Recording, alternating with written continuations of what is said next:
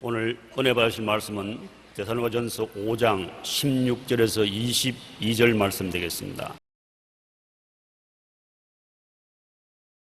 항상 기뻐하라, 쉬지 말고 기도하라, 범사에 감사하라. 이것이 그리스도 예수 안에서 너희를 향하신 하나님의 뜻이니라. 성령을 소멸하지 말며 예언을 멸시하지 말고 범사에 헤아려 좋은 것을 취하고 악은 어떤 모양이라도 버리라. 아멘.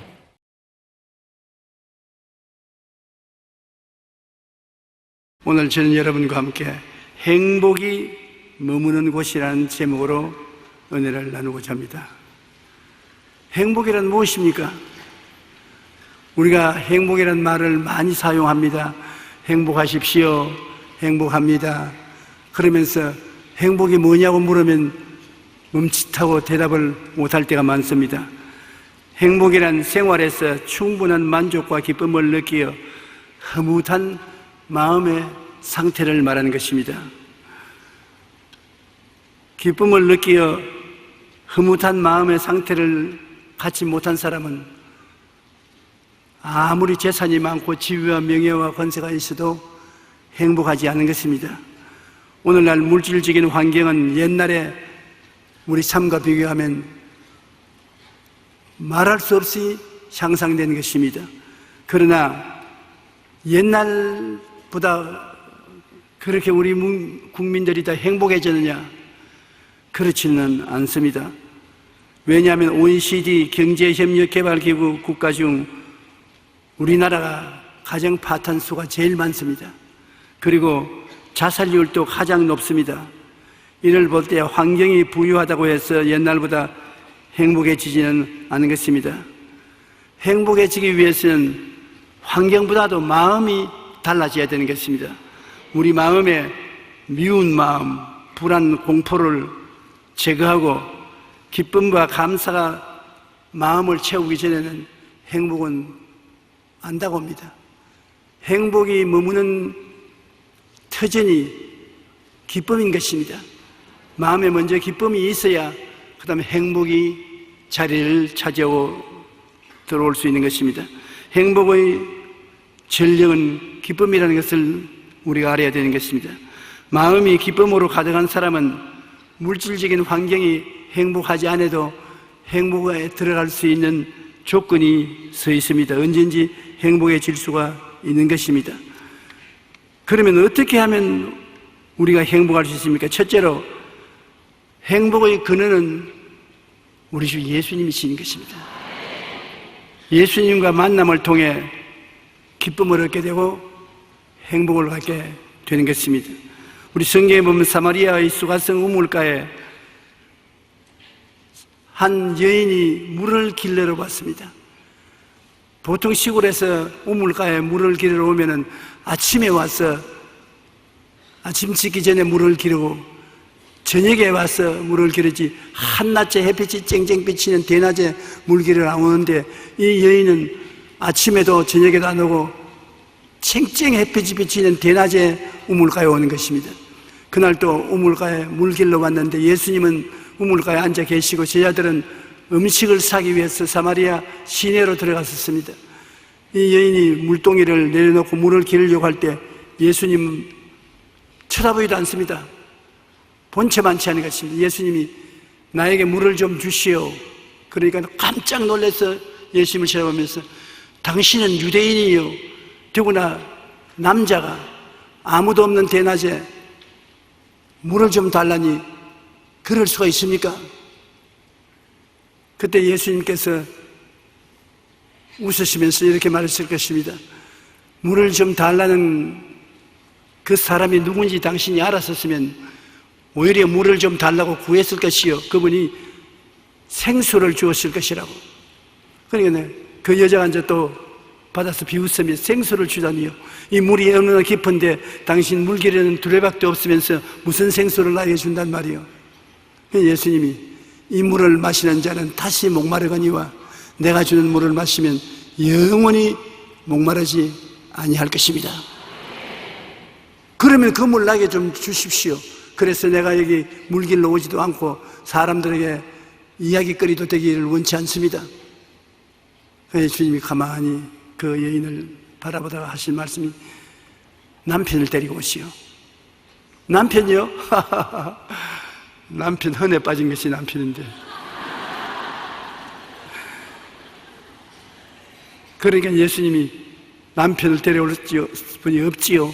지금까지 데리고 살았는 사람은 5명이나 되는데 다 집어치우고 지금 6번째 데리고 사는데 이번에는 결혼도 안 하고 오다 가다 만나서 살자니까 깜짝 놀랐어. 아니 당신 내 형편을 어떻게 그렇게 잘 알아? 이제 가만 보니까 당신 선지자인 것 같습니다. 우리 조상들은 이곳에서 예배를 드리고 유대인들은 예루살렘에서 예배를 드린다고 하는데 예수님 아니요. 이곳에서도 말고 예루살렘에서도 말고 하나님은 심령이 진심을 다해서 하나님을 섬기는 자를 찾습니다. 요사이는 예배를 어느 장소에서 하는 것이 아니라 마음 중심에서 하나님을 예배하는 자가 참 예배를 하는 것입니다.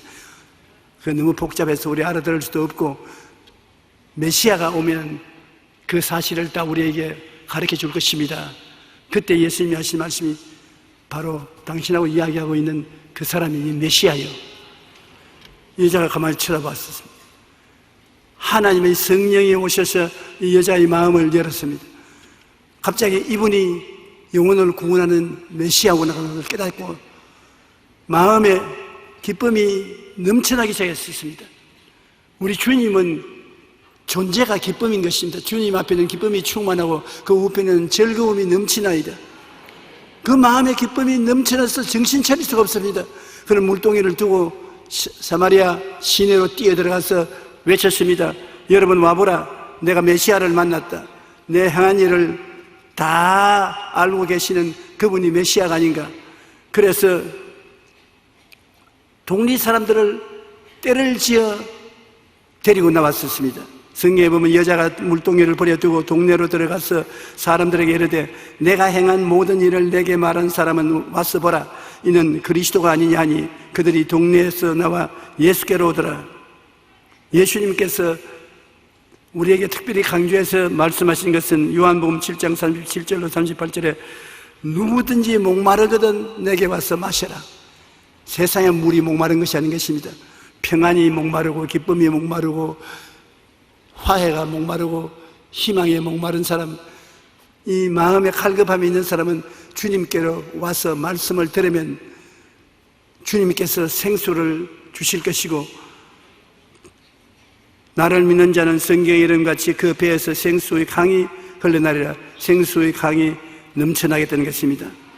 우리가 예수 믿고 마음에 생수의 강을 넣는다는 것은 당연한 이치인 것입니다. 예수님이 마음속에 들어오면 전에 느끼지 못하던 기쁨을 느끼고 즐거움을 느끼게 될 것인 것입니다. 그런데 항상 예수님을 믿으면서도 예수님과 거리가 두어지는 것은 우리가 미움이 있을 때 그거 하는 것입니다. 주님은 사랑인데 미움은 마귀의 표상인 것입니다. 우리가 미움이 들어오면 기쁨도 사라지고 행복도 사라지는 것입니다. 미움을 잘 처리해야 행복을 마음속에 누릴 수 있는 것입니다. 이웃을 용서하지 않을 때 미움은 예수님과 사이를 멀어지게 하고 우리 마음의 기쁨을 빼앗아가서 행복이 사라지는 것입니다. 누가복음 6장 27절로 28절로 37절에 보면 너희 듣는 자에게 내가 이르노라 너희 원수를 사랑하며, 이게 힘든 조건을 하나님 말씀하는 것입니다. 원수를 미워하며 하시면 참 좋겠는데 너희 원수를 사랑하며 너희를 미워하는 자를 선대하며 너희를 저주하는 자를 위하여 축복하며 너희를 모욕하는 자를 위하여 기도하라. 비판하지 말라. 그리하면 너희가 비판을 받지 아니할 것이요 정죄하지 말라. 그리하면 너희가 정죄를 받지 아니할 것이요 용서하라. 그리하면 너희가 용서를 받을 것이야.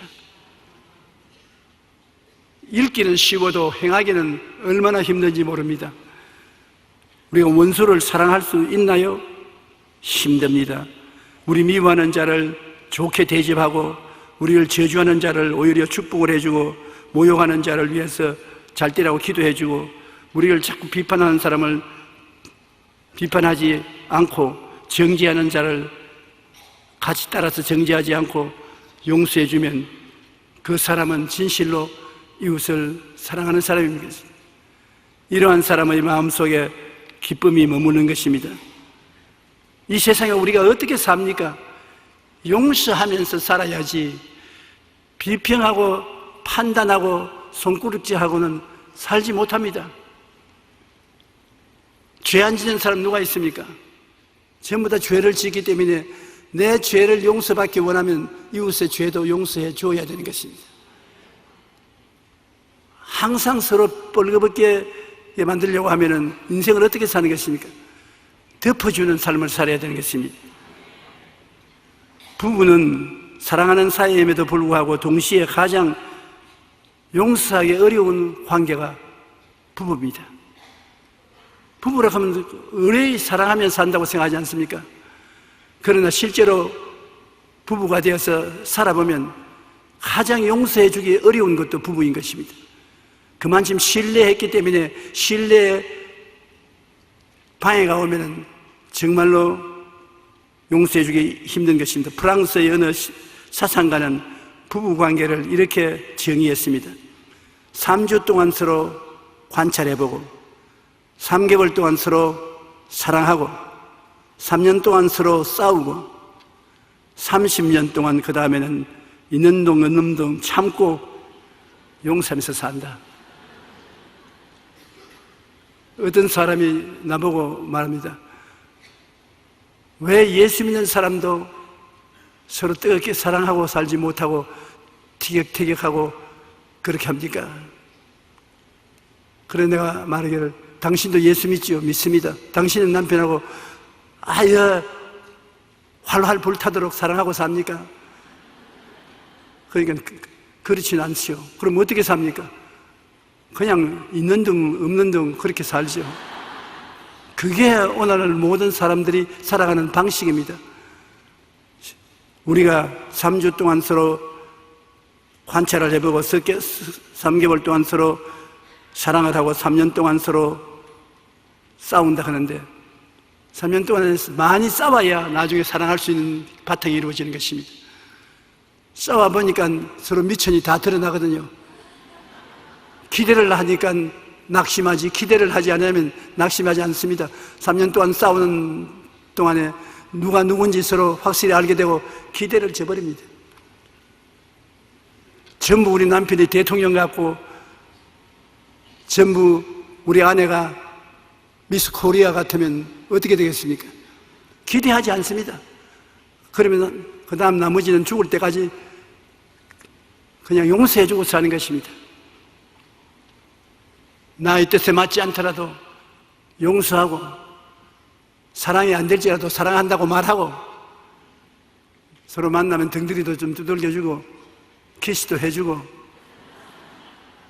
그렇게 해서 살아가는 것이 인생인 것입니다. 인생이 항상 좋기만 하지 않습니다. 가족이든 이웃이든 서로를 참고 용서하지 않으면 기쁘고 행복한 삶을 살아갈 수가 없는 것입니다. 제일 중요한 것이 용서인 것입니다. 용서는 할 수 있으니까 사랑은 적극적으로 못하더라도 소극적으로 용서는 할 수 있으니까 용서하고 살면은 기쁨도 얻을 수 있고 행복도 느낄 수가 있는 것입니다. 우리가 이 세상에 살면서 희망과 꿈을 잃어버리면 기쁨도 멀어지는 것입니다. 기쁨이 있어야 행복한데 기쁨은 마음속에 희망이 있어야 되고 꿈이 있어야 되는 것입니다. 이 세상에 가장 무서운 것이 희망을 잃어버리는 것입니다. 희망이 없으면 사람들이 살 수 없습니다. 희망이 있으면 어떠한 역경에도 살아갈 수 있는 것입니다. 제가 사람들에게 제가 이런 질문을 어디 가도 받아요. 어떻게 하면 목회를 잘할 수 있습니까? 교회 성도들이 많이 찾아오도록 어떻게 하면 할 수 있습니까? 그러면 간단한 것입니다. 희망을 드려라. 우리 하나님은 희망을 주는 하나님입니다. 예수 그리스도께서는 오셔서 사람들에게 율법을 주시지 않고 희망을 주셨다. 죄를 짓고 불의하고 추악하고 버림을 받아야 마땅한 사람에게도 희망을 주셨다. 주님께서 이른 새벽에 성전에 나가서 가르치는데 바리새교인, 사두개교인, 교법사들, 율법주의자들이 한 여자를 끌고 왔습니다. 여자는 옷이 찢어지고 머리가 산발이고 맨발 벗고 끌려와서 예수님 발 앞에 던져놓고 그들 하는 말이, 이 여자가 가늠하다가 그 자리에서 잡혔습니다. 모세 율법에는 이런 여자는 돌로 쳐 죽이라고 했는데 당신은 어떻게 하겠습니까?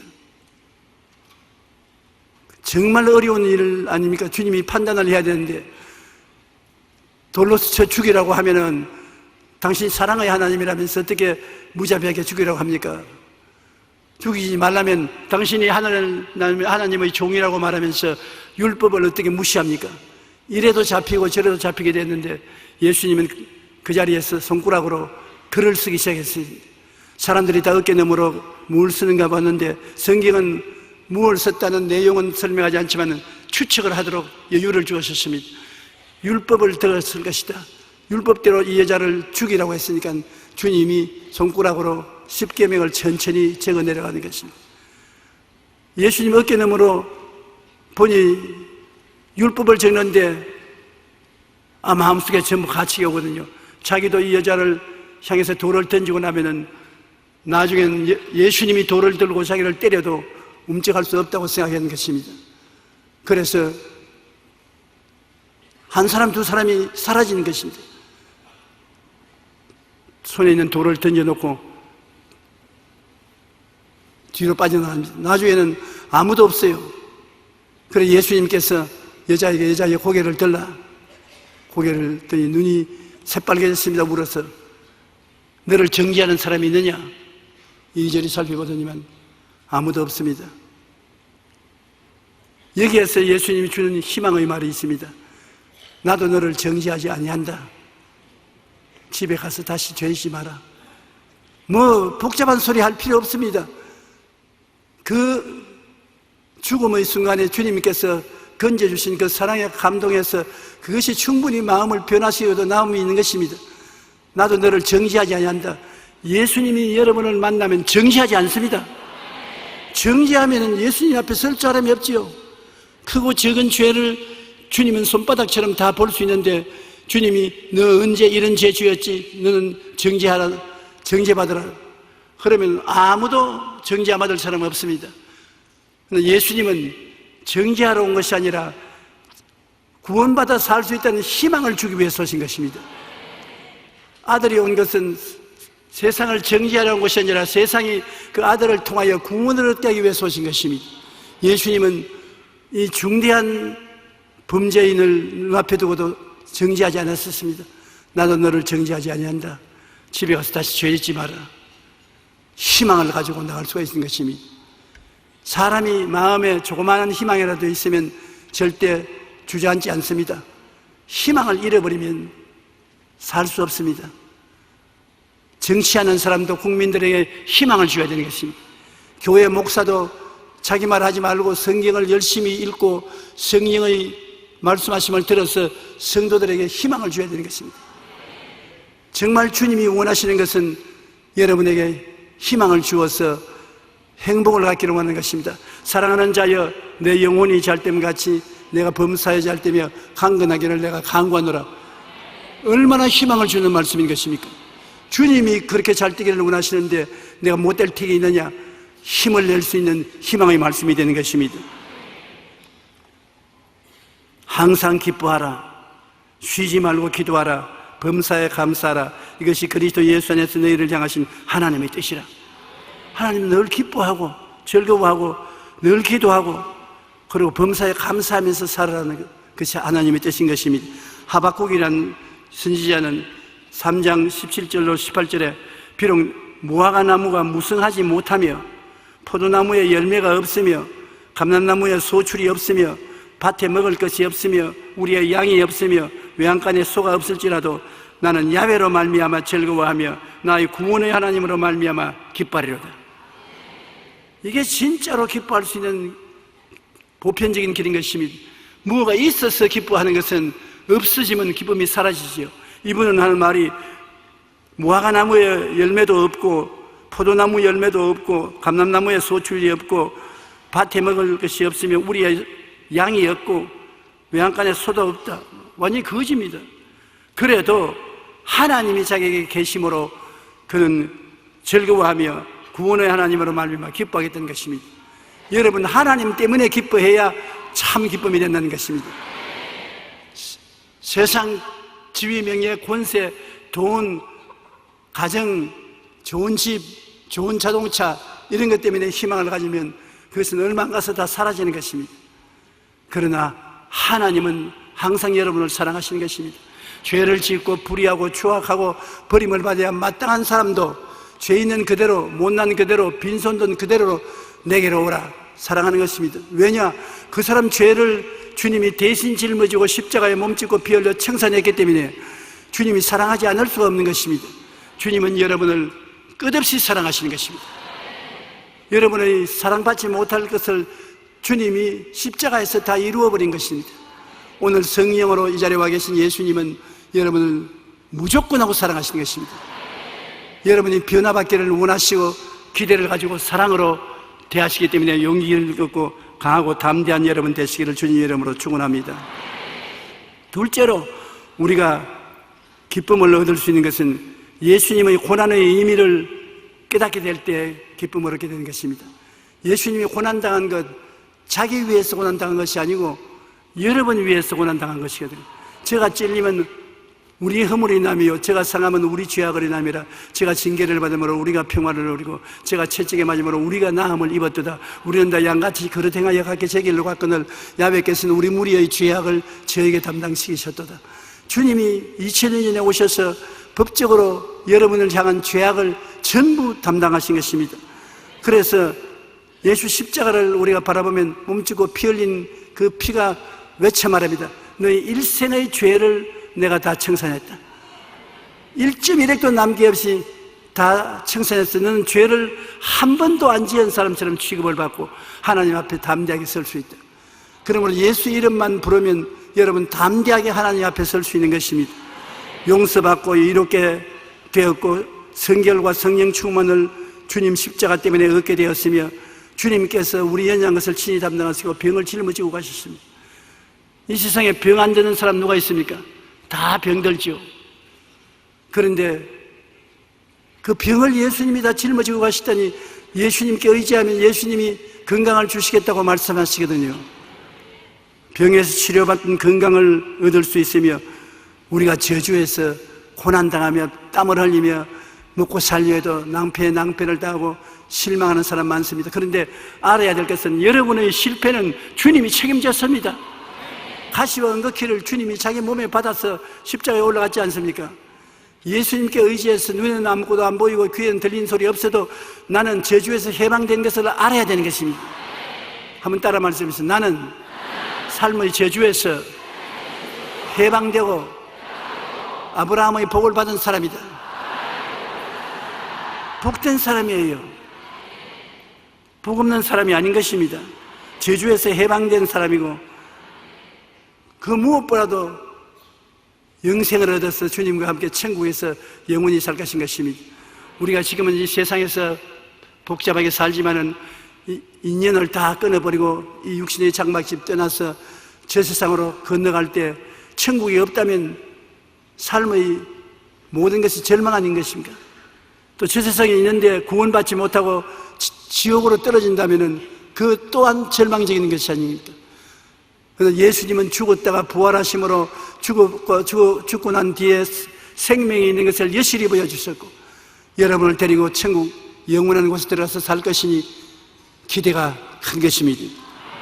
그러므로 주님은 십자가를 통해서 여러분에게 말로 다 할 수 없이 귀한 것을 약속해 주셨다. 여러분이 믿음이 약해지고 소망이 사라지려고 할 때는 언제나 무릎을 꿇어 십자가 앞에 나와서 십자가에서 주님께서 주신 이 축복을 계산해 봐야 되는 것입니다. 죄가 거룩함이 다 용서 안 받고 죄를 용서 안 받고 허물을 용서 안 받고 병이 낫고 저주로 해방되고 영생복락을 얻게 된 것을 생각하고 그것이 나라는 것을 지적하게 되면 아무 곳에 희망을 갖지 못해도 십자가에 희망을 가질 수가 있는 것입니다. 그래서 전인 구원을 느낄 수가 있는 것입니다. 시편 103편 3절로 5절 우리 다 같이 읽어보십시다. 그가 내 모든 죄악을 사하시며 내 모든 병을 고치시며 내 생명을 파멸해서 속량하시고 인자와 긍휼로 관을 씌우시며 좋은 것으로 내 소원을 만족하게 하사 내 청춘을 독수리같이 새롭게 하시는도다. 이게 정말 왔다 아닙니까? 이렇게 기가 막힌 은혜를 하나님께서 예비하고 난 다음에 이 모든 은택을 잊지 마라. 사람들은 다 잊어버리고 사는데 이걸 늘 기억하고 하나님께 감사하면 하나님이 축복을 주시는 것입니다. 그뿐 아니라 주님께서 우리를 외롭게 이 세상에 버려놓지 않고 보혜사 성령을 보내주신 것입니다. 내가 또 아버지께 구하겠으니 그가 다른 보혜사를 주겠다. 다르다는 말이 두 가지가 있는데요, 알로스라는 말이 있고 헤테레스라는 말이 있습니다. 우리 한국말은 다 똑같이 다르다고 해석하는데, 알로스라는 말은 똑같은 다른 것을 말하는 것입니다. 조금도 틀리지 않습니다. 모습과 내용이 똑같은데 이것 하나야, 이것 하면 이것하고 그 다음은 알로스 다른 것입니다. 그러나 헤테레스라는 말은 다 다릅니다. 남자가 여자와 다른 것처럼 다릅니다. 서양과 동양이 다른 것처럼 다릅니다. 그때는 헤테레스라는 말을 쓰는 것입니다. 근데 예수님이 말씀할 때 알로스 파라클레토스, 나와 똑같은 보혜사를 보내겠다. 보혜사란 뭐냐? 아버지께로부터 보내심을 받아 우리를 돕기 위해서 항상 함께 계신 자를 보혜사라고 하는 것입니다. 예수님처럼 성령은 우리와 같이 있어서 예수님과 똑같은 일을 하신다는 것입니다. 우리의 가난한 자에게 소망을 주시고 마귀와 죄악과 세상에 포로된 자를 자유케 해주시고 영적인 눈이 어두운 사람을 눈 띄워서 천국을 보게 해주시옵시고 스트레스 받아서 온갖 병에 걸린 사람 스트레스에서 해방 얻게 해주시고 그리고 자격 없는 사람이 믿음으로 구원받는 일을 가르쳐 주시는 이 역사를 성령께서 계속하고 계신 것입니다. 그러므로 성령은 예수님과 꼭 같습니다. 구약 4,000년 동안은 아버지 하나님 시대고 신약 33년 동안은 아들의 시대고 신약 이후에 오늘은 누구 시대입니까? 성령님의 시대입니다. 성령이 여러분과 같이 계시고 여러분을 떠나지 않고 계신 것입니다. 성령을 통해서 우리는 진리를 깨달아 알게 되는 것이에요. 요한복음 14장 16절 18절에 예수께서 말씀하기를 내가 아버지께 구하겠으니 그가 또 다른 보혜사를 너희에게 주사 영원토록 너희와 함께 있게 하시리니 그는 진리의 영이라 세상은 능히 그를 받지 못하나니 이는 그를 보지도 못하고 알지도 못함이라. 그러나 너희는 그를 아나니 그는 너희와 함께 그하심이요 또 너희 속에 계시겠음이라. 내가 너희를 고아와 같이 버려두지 아니하고 너희에게로 오리라. 보혜사 곧 아버지께서 내 이름으로 보내실 성령 그가 너희에게 모든 것을 가르치시고 내가 너희에게 말한 모든 것을 생각나게 하시리라. 얼마나 멋진 선생님이시기에 보혜사 선생님이 여러분에게 모든 것을 가르치시고 진리를 깨닫게 하시고 늘 같이 계시겠다.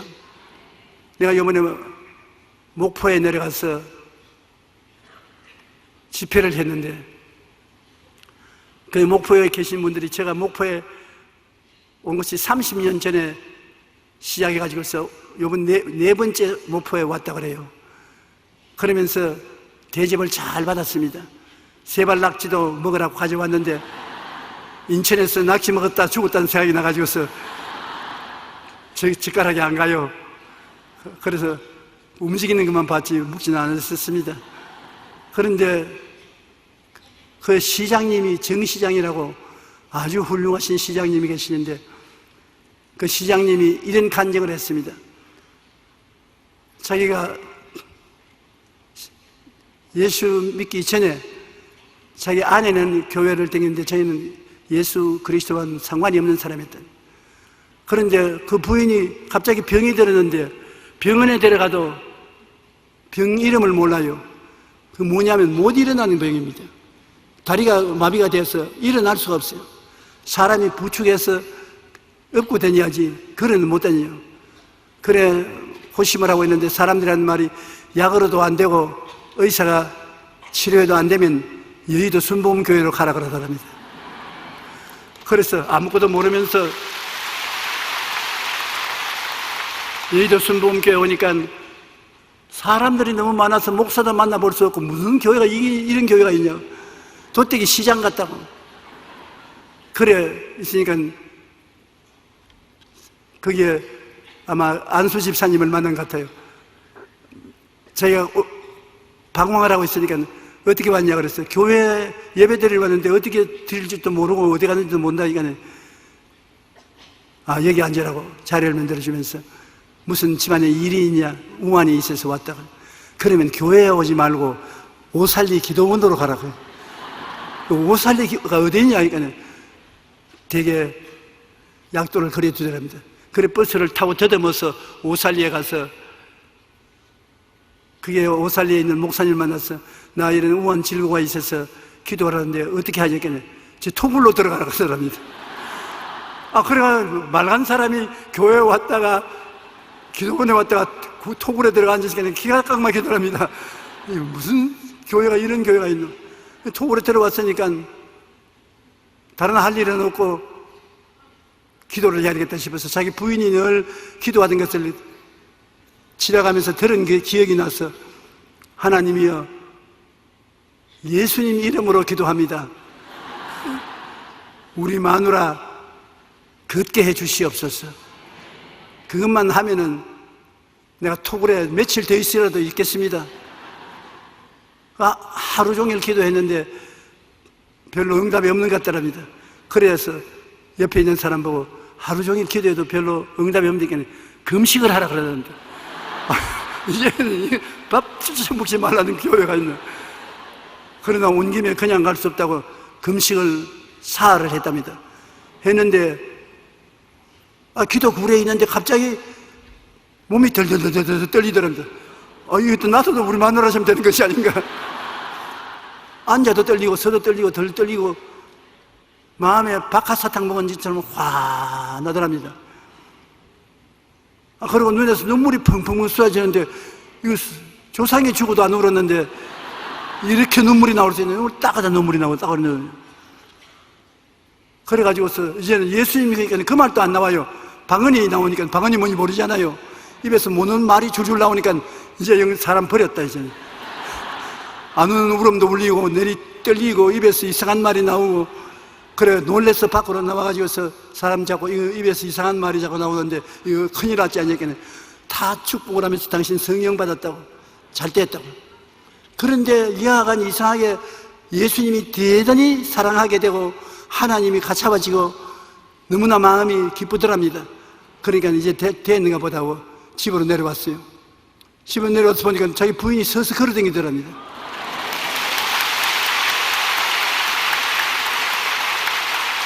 그래 웬일이냐 그러니까 자기가 눈물이 나고 다른 말이 입에서 나올 그 시각에 일어서고 싶더랍니다. 그래서 주변 사람은 나 일어난다, 넘어지거든 받아라. 그러면서 받으려고 오니까 호닥닥 일어나더니만 건강해졌어요. 그래서 하나님이 예수를 믿게 해주시고, 그래서 그때부터 예수를 잘 믿어 교회에 나왔는데, 이제 주님을 섬기면서 고장을 위해서 일을 좀 해야 되겠다고, 목포 출신인데 목포시의 시장으로 안수기도를 받았다나요? 그러고 왔는데 시장이 되셨어요.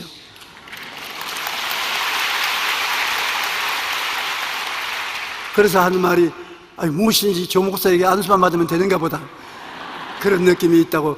이제 시장을 올해로서 끝맞는 것인데 끝나면 또 가서 그러니까 안수기도를 해달라고 그렇게 말을 합니다. 그분은 아무것도 모르는 분인데 성령을 모심으로 말미암아 그런 큰 기쁜 일이 생기고 행복한 일이 생긴 것입니다. 성령은 이처럼 우리와 함께 계셔서 우리 일일이 옷을 벗기고 꾸중을 하고 채찍으로 때리고 하는 것이 아니라 깨닫게 하고 회개하게 하는 것입니다. 잘못했어도 깨닫게 하고 회개하게 하시고 우리에게 가르쳐 주시고 손잡아 이끌어 주시고 도와주시는 보혜사를 여러분 모시오시니 여러분 고아가 아닙니다. 여러분 중에 고아는 아무도 없습니다. 이래봬도 하나님께서 사랑하셔서 돕는 자 성령님을 보내주셔서 성령이 여러분과 항상 같이 계신 것입니다. 여러분이 어려울 때 엎드려 기도해 보십시오. 여러분에게 여러 가지 지혜의 말씀, 지식의 말씀, 영문불의 은사 이런 것이 머리에 떠오르기 시작하는 것입니다. 저도 설교할 때 저의 지혜와 총명으로 설교하지 않습니다. 설교하면서 성령님께 귀를 기울이고 있습니다.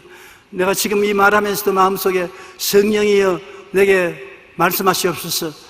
그러면 내 생각이 사라지고 성령의 생각이 떠오르게 되면 성령의 생각을 받아서 전달하게 되고 성령은 여러분에게 기쁨을 주시고 평안을 주시는 것입니다. 성령은 자기를 드러내지 않습니다.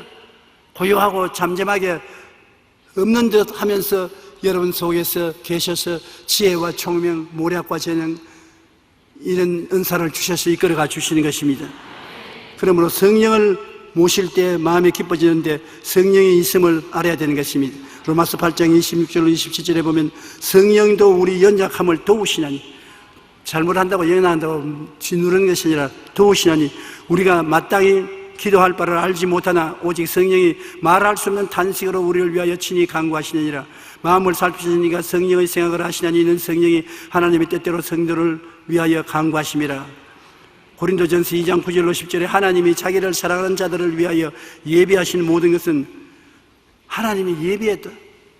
여러분이 필요한 것을 하나님은 천년 만년 전에 이미 예비해 놓았었어요. 하나님 예비는 지금 성급하게 예비하는 것이 아닙니다.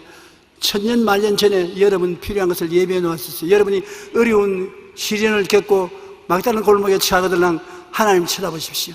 아버지 예비한 것을 보여주시옵소서. 하나님 미리 아시고 예비하시는 것입니다. 여기에도 예비하신 모든 것은 눈으로 보지 못하고 귀로 듣지 못하고 사람의 마음으로 생각하지 못했다함 같으니라. 오직 하나님이 성령으로 이것을 우리에게 보이셨으니 성령은 모든 것 곧 하나님의 깊은 것이라도 통달하시니 성령께서 여기 와봐. 이 하나님이 너를 위해서 예비해 놓은 것이다. 참 희한합니다. 하나님은 여러분을 위해서 미리 아시는 거로 미리 예비해 놓아서 어려움에 처해서 어찌할지를 모르고 당황할 때 예비한 것을 보여주시는 것입니다. 요나가 하나님이 가라는 곳을 안 가고 다시서로 배를 타고 도망을 치다가 풍랑을 만나서 배 사공에 배 손님들이 요나를 물에 던질 때 그건 죽었다고 생각했는데 하나님이 벌써 알고 요나를 삼킬 물고기를 예비해 놓은 것입니다. 예비해 놓은 것입니다. 여러분 오늘 이 시간에 이 교회에 와 앉아있지만 하나님이 여러분의 삶을 예비해 놓고 기다리고 있습니다. 필요하면 그 예비한 것을 여러분을 위해서 나타내 보여주시는 것입니다. 너희는 내게 부르시더라. 내가 너에게 응답하겠고 그거 알지 못한 것을 보여주리라고 말씀하신 것입니다.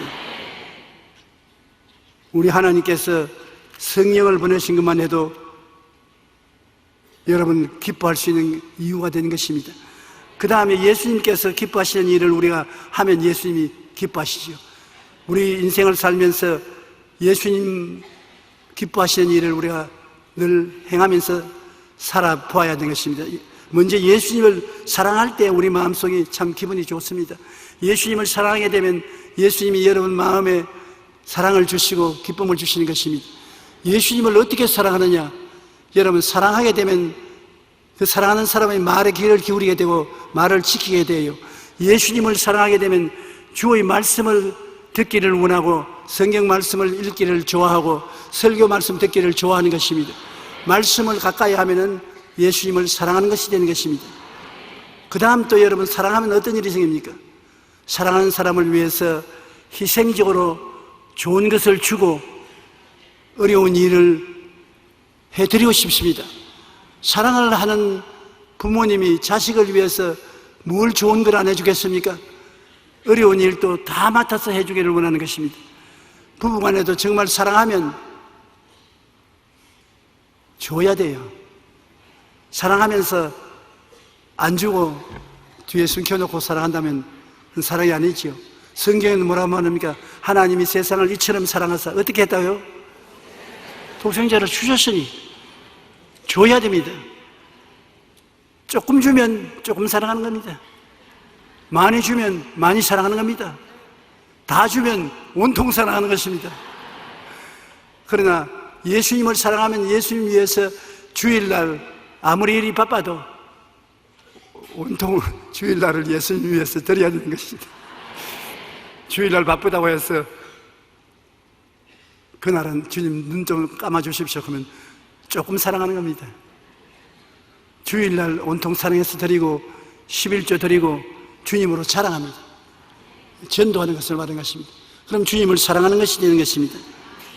신명기 10장 12절로 13절에 이스라엘아 내 하나님 야훼께서 내게 요구하는 것이 무엇이냐 곧 내 하나님 야훼를 경외하여 그의 모든 도를 행하고 그를 사랑하며 마음을 다하고 그 뜻을 다하여 내 하나님 야훼를 섬기고 내가 오늘 내 행복을 위하여 내게 명하는 야훼의 명령과 규례를 지킬 것이니라.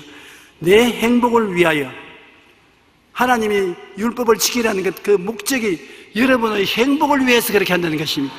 여러분이 더 잘 살기 위해서 주님이 그렇게 한다는 것입니다.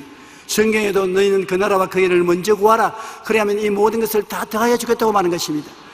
우리 하나님 믿는 사람들은 하나님이 우리의 부모요 우리에게 행복을 주기를 원하신다는 것을 알고 강하고 담대하게 주님을 의지해야 되는 것입니다. 그리고 또 예수님이 기뻐하시는 일이라는 것은 좋은 것을 이웃과 나눌 때 하나님이 기뻐하시는 것입니다. 주는 것이 받는 것보다 좋습니다. 우리도 세상에 살아보면 줄 때가 참 행복해요. 받을 때는 받으니까 좋지요. 그러나 줄 때보다 못합니다. 남이 여러분을 위해서 무엇을 정성으로 해주거든 좀 과장하게 고맙다고 말을 하십시오. 아이고 좋다, 아이고 고맙다, 아이고 감사하다. 그러면 주고 난 다음에 배로 더 기분이 좋습니다. 주는데 받아 그래 그러고 돌아서면 에라 빌어먹을까 안 줄 걸로 가지고서 괜히 줬다 그런 생각이 납니다. 그러므로 받으면 흥감을 좀 떨면서 고맙다고 하면 좋은데 사람들이 그걸 안 하는 것은 열등의식이 마음에 들어오기 때문에 내가 주지 못하고 받는다는 열등의식 때문에 그렇게 좀 뜨들썩하게 하지 않습니다.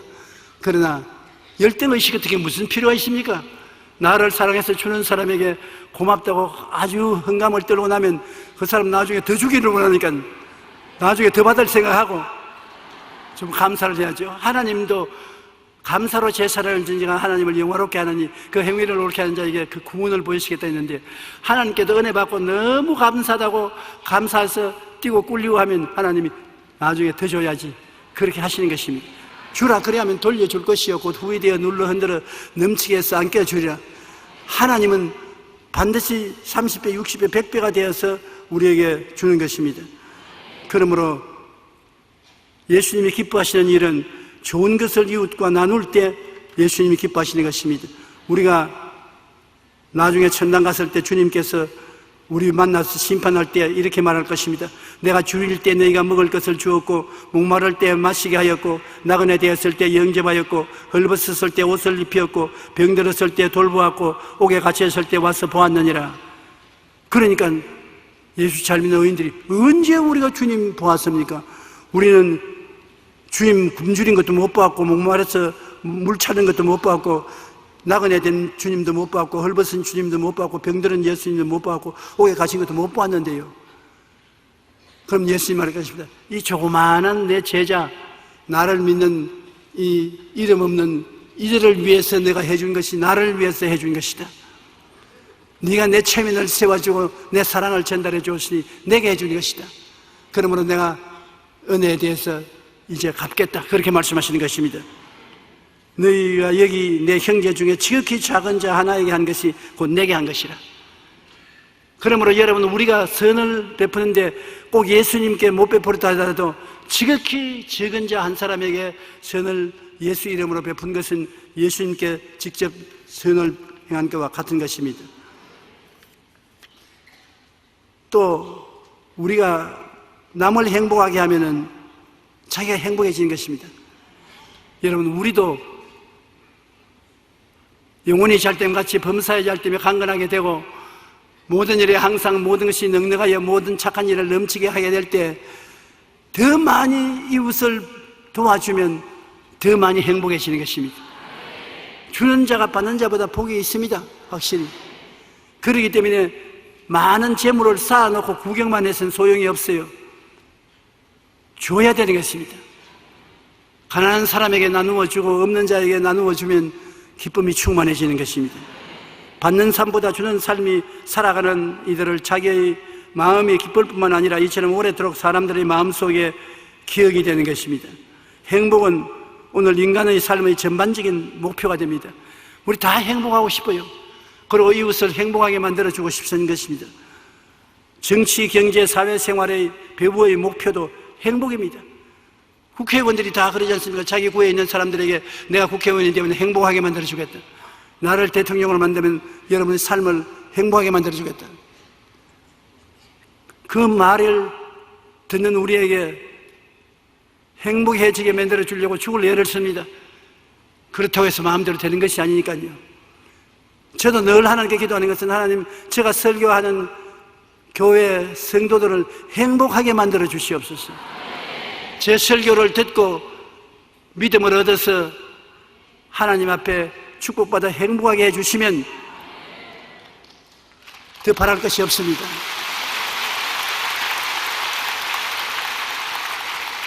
어떠한 사람들이 제게 격려를 많이 합니다. 이제 나이도 먹고 몸도 지칠 테니 설교 그만하라는 격려를 주는 사람들이 많습니다. 그러나 설교를 그만할 수 없는 것이 설교가 필요한 사람이 있기 때문인 것입니다.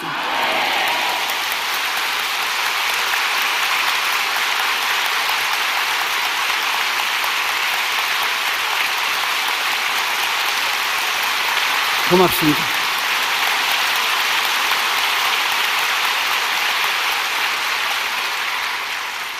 아무도 제 설교가 필요가 없다고 하면 그때는 기쁘게 이 강단에서 내려갈 것입니다만, 설교를 듣기를 원하고 행복을 말씀을 통해서 얻기를 원하는 사람이 있는 이상 어떻게 뒤를 돌아설 수 있는 것입니까?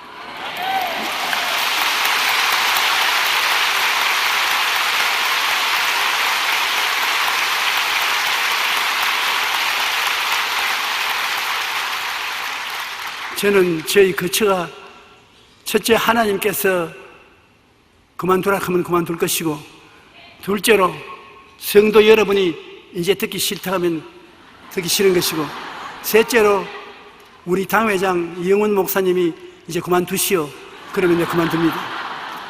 그 이외에는 나의 시체를 메고 이 강단 밑에 내려가야 될 것입니다.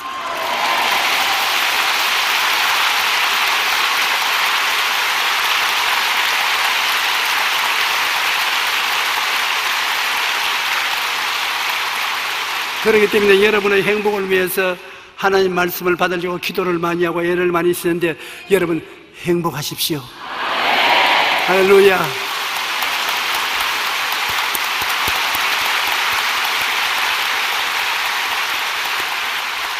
정치, 경제, 사회생활의 배후의 목표는 행복입니다.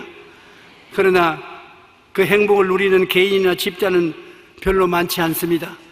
그럼 우리 교회가 예수님을 믿음으로, 예수님과 함께함으로, 성령께 의지함으로 기본적인 행복을 마음속에 갖고 믿음으로 나가면 많은 사람을 행복하게 만들 수 있도록 우리는 행복의 근원이 되고 행복의 동산에 살게 될 것입니다. 여러분 항상 기뻐하면서 사셔야 여러분 주위에 있는 사람들도 마음의 기쁨을 얻을 수가 있는 것입니다. 기쁨은 내가 기뻐하면 기쁨이 생겨나는 것입니다. 오늘날 의사들은 하는 말이, 우리 뇌가 우리가 웃는 것을 진짜로 웃는지 가짜로 웃는지 분별을 못한답니다. 가짜로 웃어도 진짜로 웃는 것을 알고, 진짜로 웃어도 진짜로 웃는 것을 아는데, 웃으면 어떤 일이 생겼냐? 엔돌핀이라는 호르몬이 생겨나요. 그 엔돌핀이 몸으로 퍼져나가면 마음이 기뻐지고 즐거워지고 몸이 건강해진다고 하는 것입니다. 그러므로 가짜로 많이 웃으라고 그래요. 진짜로 웃는 일은 별로 없을지라도 가짜로 많이 웃으면 엔돌핀이 그래 나와서 다른 사람 병든데 병 안 된다고 그러는데 겨울이 오면 감기 걸린 사람 많은데 우리 미리 엔돌핀 좀 나오도록 할까요?